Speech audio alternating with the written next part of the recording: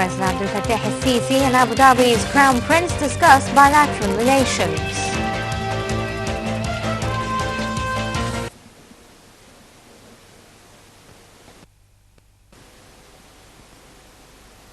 The Higher Election Commission announces the party lists approved for contending the upcoming parliamentary elections.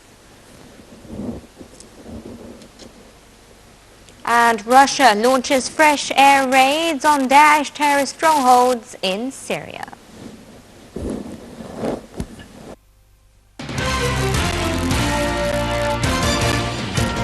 Welcome back. President Abdel Fattah al-Sisi discussed with Abu Dhabi's Crown Prince Sheikh Mohammed bin Zayed Al Nahyan means of boosting bilateral relations. During a telephone conversation, the two leaders also tackled the ongoing developments in the Middle East and Russia's recent airstrikes on Syria. Presidential spokesman Alaa Yusuf said al-Sisi and Sheikh Mohammed reiterated their country's keenness on finding a political solution to end the various crises in the region. The Higher Election Commission has announced the party lists approved for contending the upcoming parliamentary elections slated for the 17th and 18th of October. In a statement, the Commission's party lists of Nida Masr, the Independent Al-Sahwa Bloc, and Fi Hubb Misr would run in the northern, central and southern constituencies of Upper Egypt. It added that the Al-Noor Party, Fi Hubb Misr, Fursan Misr, and Jabha al-Misriya and Istiqlal party lists would vie for seats in the Western Delta region. The election body also disallowed Al-Jabha al-Misriya and the Istiqlal party lists from contesting the upcoming polls in Upper Egypt, citing unfinished paperwork. The Higher Administrative Court is also looking into an appeal filed by steel tycoon Ahmed Aiz, who was expelled from running in the upcoming parliamentary elections. The Court of Litigation had previously upheld a decision by the Election Commission in the Governorate of Al-Munufiyya to sideline Aiz after the Prosecutor General ordered a ban on the bank account that Aiz had allocated for his campaigning. The Commission also said it is reviewing and scrutinizing all complaints regarding violations to electoral campaigning, adding that it has monitored 6 violations and will take the necessary legal measures. The Port Said Criminal Court has resumed the trial of 52 defendants accused of rioting following a football match between Al Ahli and Al Masri clubs in January of 2013 that left at least 72 Al Ahli fans dead. Meanwhile, the North Cairo Criminal Court has adjourned to October 12th an appeal by the sons of ousted President Hosni Mubarak, Alaa and Gamal, regarding charges brought against them for stealing public funds and money allocated for the renovation of presidential palaces. The defendants argue that they have completed their jail term should the court take into consideration the period they spent in prison pending trial in other cases. Other news now, and Russian jets launched a 4th day of air raids in Syria, hitting Daesh strongholds after claims that Moscow was instead targeting the opposition. Russia's defense ministry said its planes bombed Daesh targets 6 times and destroyed the militants' command near Raqqa province. Strikes ordered by Russia have hit several provinces since Wednesday, including Aleppo in the north, Idlib in the northwest, and Hama in central Syria, killing at least 12 terrorists. Meanwhile, Britain said that only 1 in 20 Russian airstrikes are aimed at Daesh targets. British Defense Secretary Michael Fallon warned that Russian leader Vladimir Putin was instead killing civilians to shore up President Bashar al-Assad.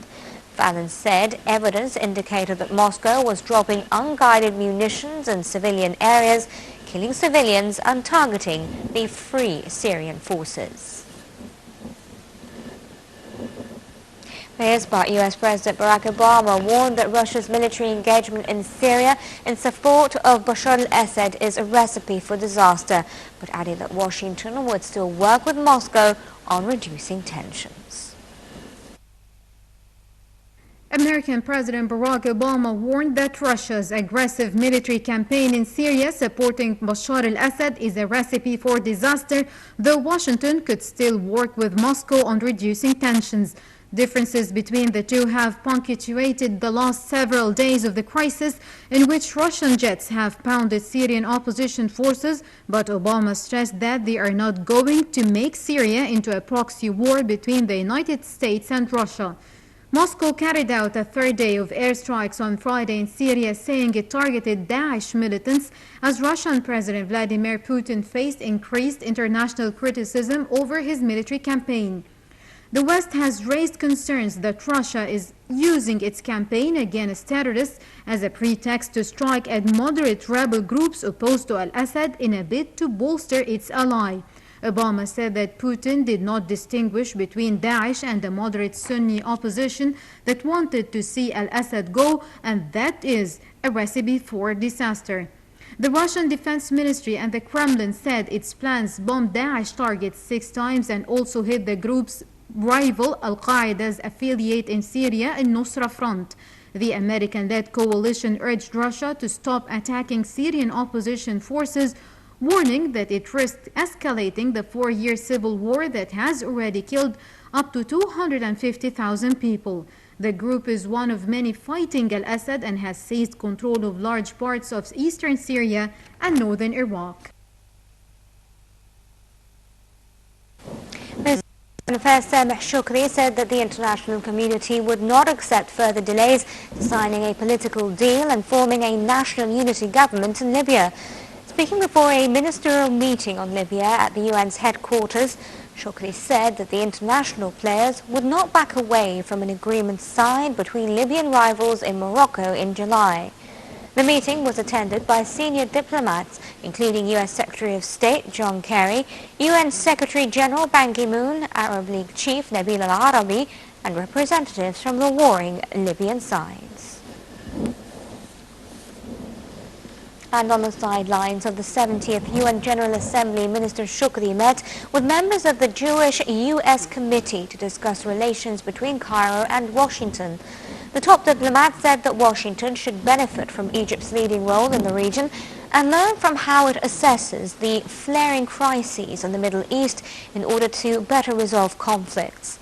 Shukri also met with Somalia's Prime Minister Abdurrashid Sharmerki, where he reiterated Egypt's commitment to supporting Mogadishu in restoring its stability and security.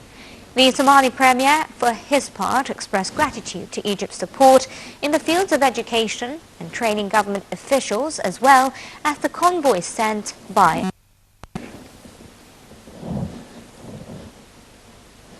In other news, 10 Palestinians were wounded by Israeli fire in the West Bank during a raid by troops hunting the murder